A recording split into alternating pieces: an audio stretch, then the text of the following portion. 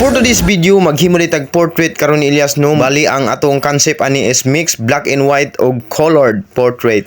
So dinhin napita guys sa walay pagduha-duha, naabot na kita sa kinalasan nga point aning atong portrait no. So gidirect na nato paghimo no. Sa mga naka-idol aning Elias, pwede mo PM sa kuha kay portrait, hatagan mo portrait, hayay kay mo mura mo kada guluto.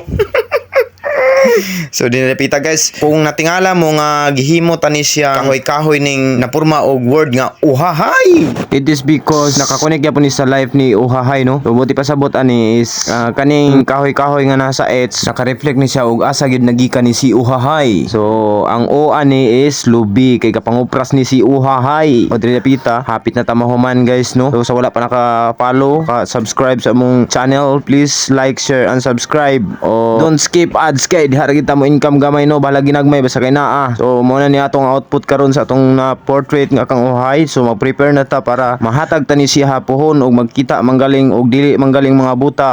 Uhahay.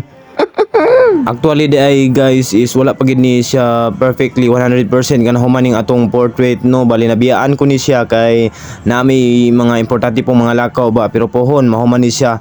Bali ang background niya ani is butangan pa nato ni og tribal. I-relate nato siya hang tribo ba kay kalumad-lumad man ni si uhahay di. Ato ni siya butangan diha sa background niya sa luyo niya part ba butangan nato og kana bitong sa tribal nga mga concept. So mura to guys, salamat kayo sa pagtanaw og please like, share and subscribe. Mura to.